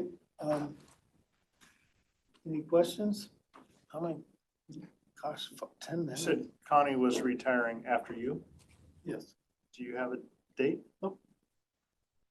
Don't know when. But it sure sounds like before year end. We would definitely work with your team and get some type of a transition going. Because she's a key figure in your office, and with Right. you leaving as well, your two individuals will be leaving. That's the thing is, if we have two individuals that we love, that we think would be part of a future transition, just how far ahead can we hire that person? If we had two individuals that we really wanted and we had to pick one, since we know we have these things coming up, how much time ahead before a person leaves do we have for training while that person's here? I would say that the two spots are pretty critical. I would say it's hard to quantify that if we don't, don't take this wrong, I'm not poking you in the neck or anything, but it's hard to quantify that if we don't know when the dates are that you're leaving, right? I mean, if you decide, so let's say we hire this person, and that is the plan is for this transition, but then you decide not to retire until sometime next year, then we've hired this person and we're paying this amount, or we've put this plan in place that was never really the plan. Does that make sense? So it's easier if we can actually plan. We'll see, I just said for sure that I'm retiring on June 30th. How many, if we find two candidates, of course, and that means three candidates to fill this year. Would we, if we really liked two candidates, when could we hire both and have one be working on the transition for one of an opening? I think if you're confident there's gonna be a transition, I would say yes. Well, you got at least me. Yeah. Then you have a third that still needs to be filled. And that's the thing, okay, I just was. And that's, Well, Daryl, yeah, I get a few more details. I think you get some confirmation. And then it's easier to move forward when there's, right, yeah, because you may have one that's more a customer service angle and another one that's a more accounting angle. And each has their unique qualities that would be great to have. And then you have to pick between the two, that's not fun. Yep. But then if one fills another role, that won't be up and have ahead of time and have all these people trained way ahead of time. I know how you've allowed other departments to try to do that, but the other departments never seem to get it done, and then we have to go through this tough training of 2 weeks. I've seen that happen too many times where my office has been impacted by those decisions not to fill them earlier. So, You don't want that to happen this time. nope, so, well, I'll let Carrie keep in mind and we'll keep prodding Connie to see if your idea.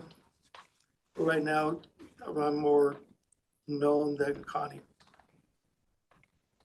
So, okay, that's all I have. All right. Thank you, sir. Daryl. Daryl.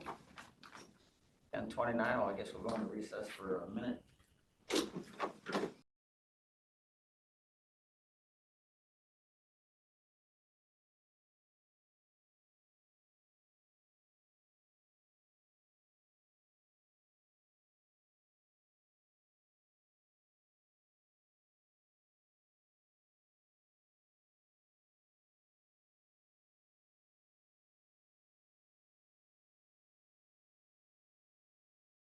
Thank you for joining us today. Welcome.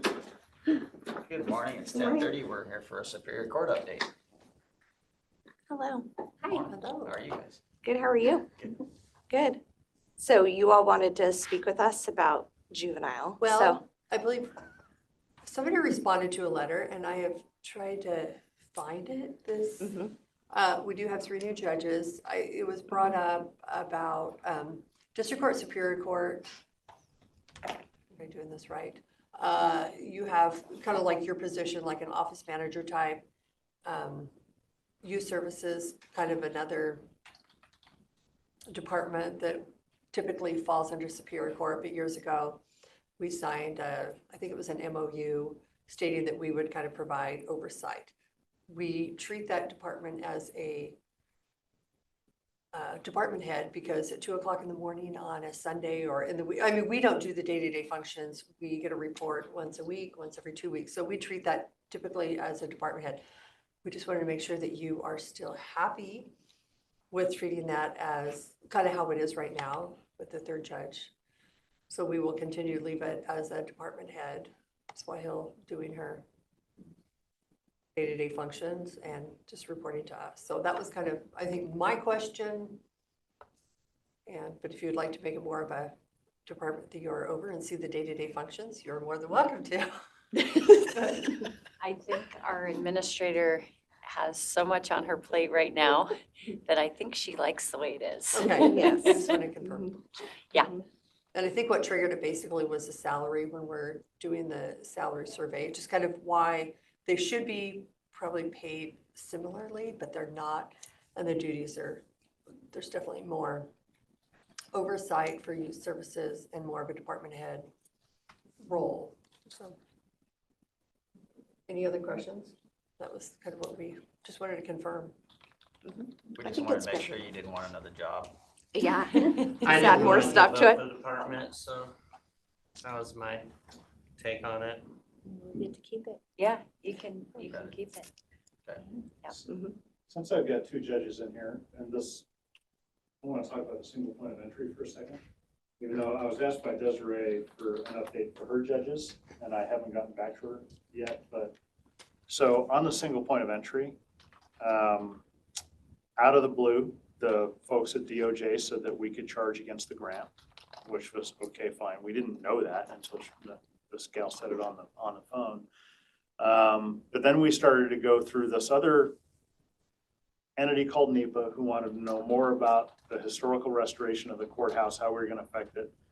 It was like pulling teeth to get them to understand that we're not touching the courthouse. So we finally got that resolved. 2 weeks ago, I got an email from them asking how we were going to do flood mitigation since we're in a 100-year FEMA flood zone, and how we were going to raise the single point of entry. And it was like, okay, we're not going to raise the single, we're not sure how we're going to do flood mitigation. But then it went even further. Last week, I sent off I called it a gross overreach. They said that the Washington State Historical Society now wants to know about our project because they want to know how we're going to attach to the annex. It's not on a historical register and it's not recorded as a historical building. So I think it's a gross overreach on their part to say that they have any control over how we do a single point of entry. And I let this gal from NEPA know that. I said, why did you even contact them? And I haven't gotten a response because they shouldn't have contacted them. They should have contacted us to even find out if it was a historical building. It's not. I mean, it's 50 years old. Sure, that classifies, but it's not. We haven't applied, we haven't requested, and we're not planning on putting it on the state's historical register. So they really don't have any standing, as far as I'm concerned, to come in and say, well, we're going to decide what you can and can't do with your building.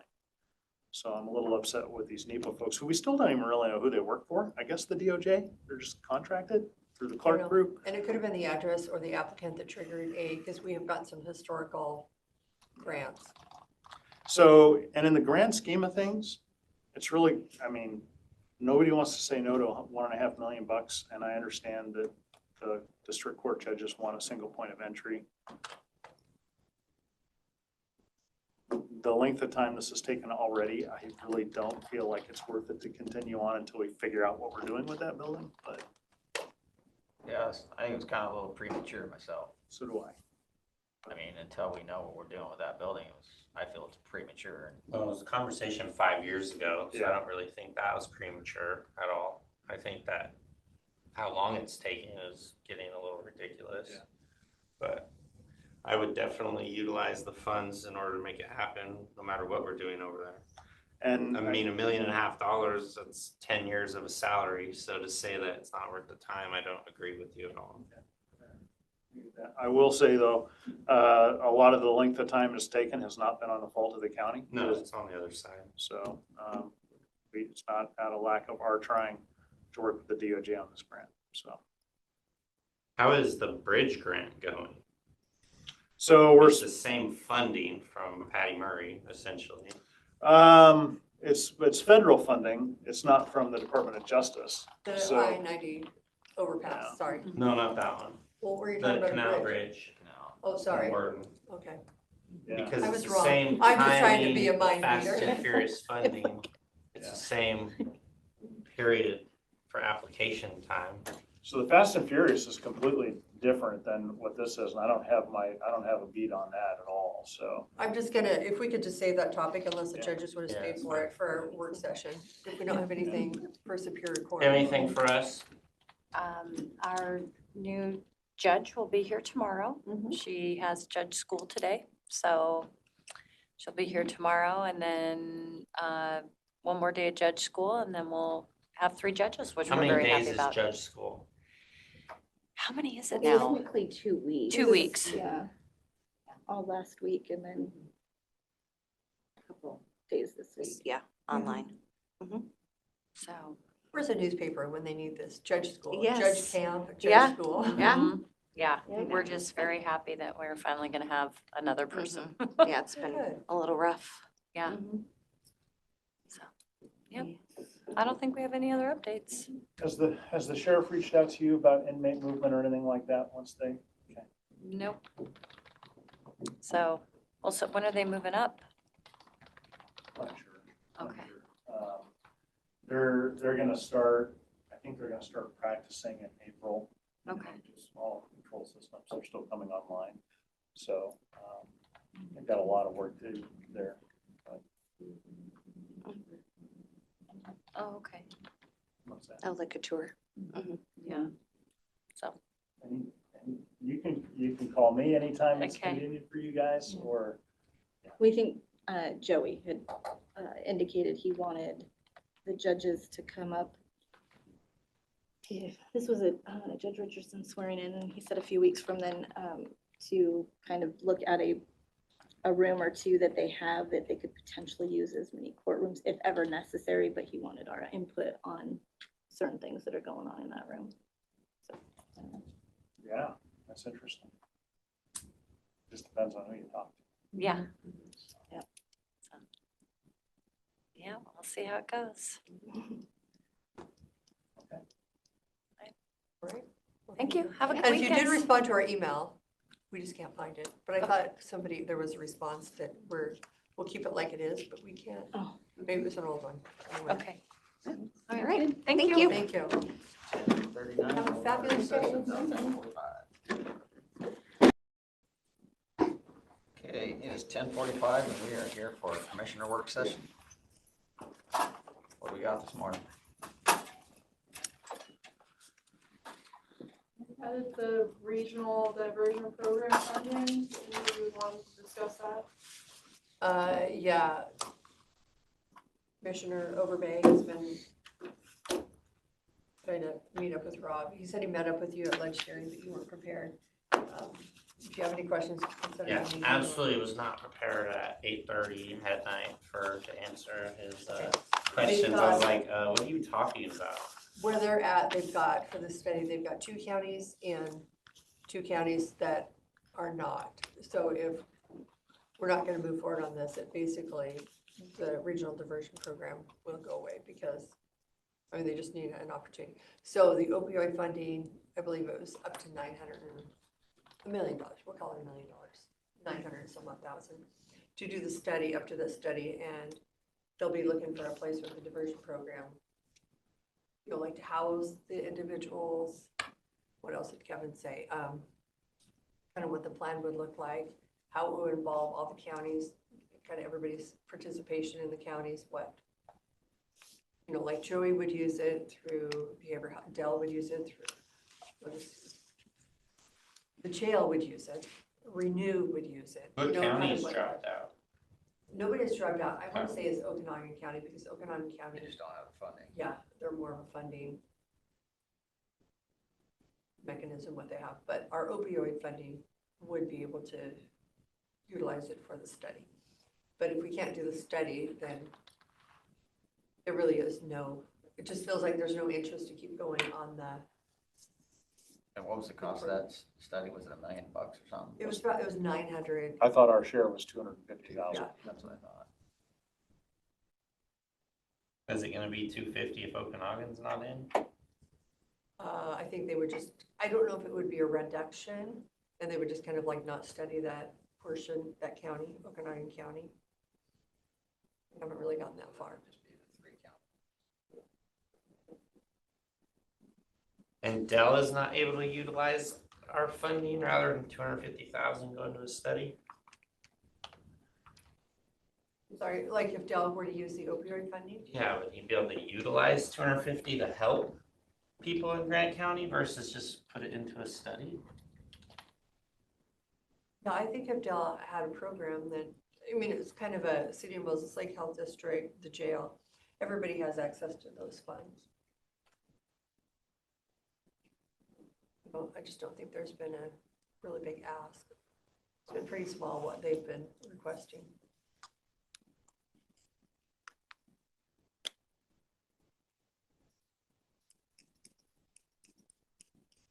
I thought Okanagan was on board.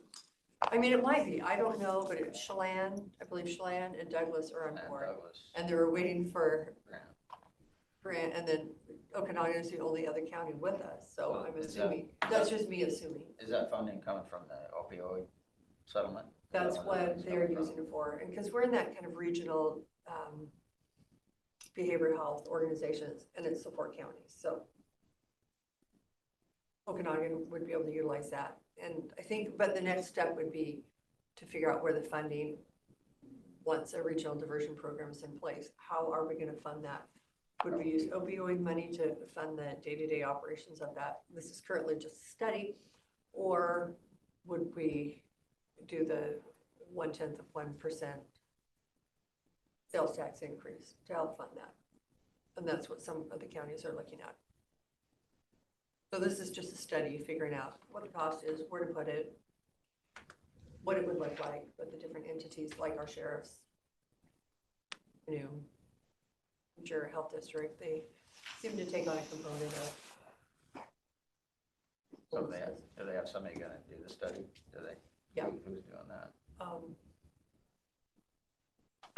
Yeah, they presented it to us. One that they do the 23-hour care. Well, it's like really a 24-hour care where they have that kind of that waiting room. And Dell has been looking at it, where you can, instead of taking them to the hospital, you take them to this 24-hour care. Gotcha. Why am I drawing a blank? That makes sense. And then they're doing the study. They're from Arizona. They opened one up in Seattle. There is a name of the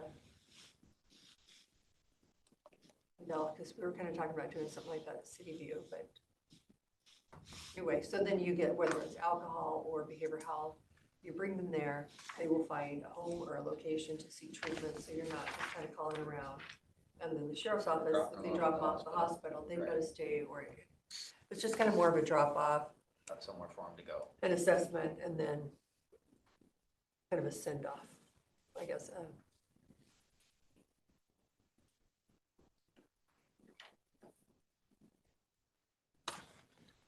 Let me find the name of that who. Is it Clarion or Carrion or? Carolyn. Carolyn. Carolyn. Caroline. Yeah, that's it. Thank you.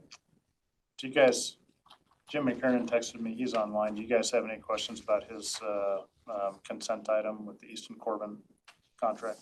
No.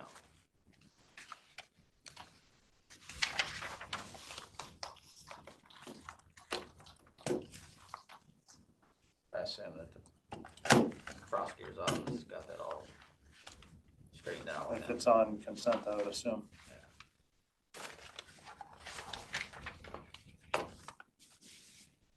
Yeah, I think they want to tighten up a couple things in the contract that were vague.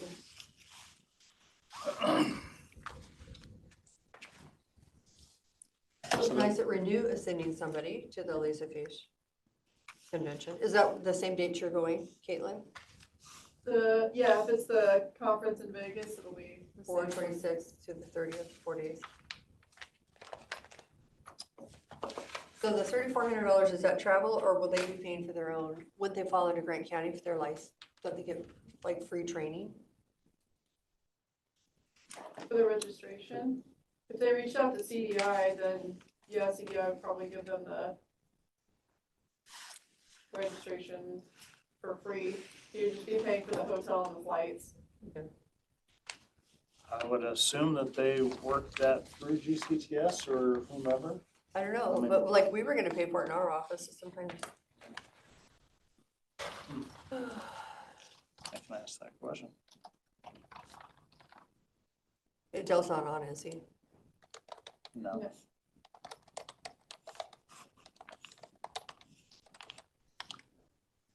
You had a question about the Fast and Furious grants, Rob? No, Okay. we talked about those two grants were at the same time from the same person, so I just assumed they're the same grant. Oh. Is that what you're talking about? Well, I wasn't, what you were talking about that bridge. I was thinking about the bridge the city of Moses Lake is Oh, doing. yeah, no. Oh, you were talking about, okay, so sorry. Yeah, two different bridges, so. Yeah, that's kind of a mess. Now they're working on the other bridge. Yeah, because they're asking, well, how come they're fixing the one up by Rosler or St. Katie and not the Moses Lake one? It's only one lane.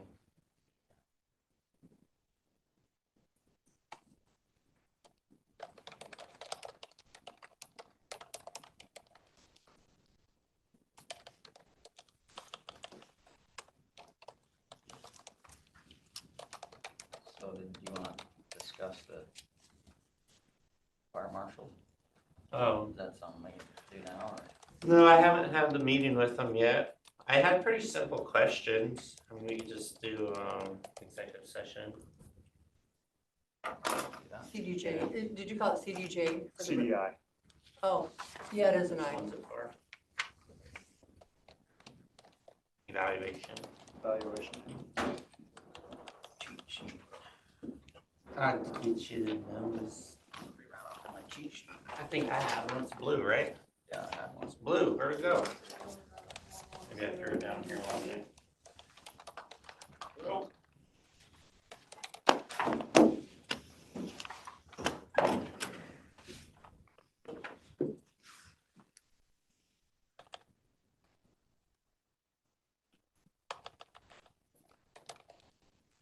Close all these windows, I'll talk to you. Okay, here we go.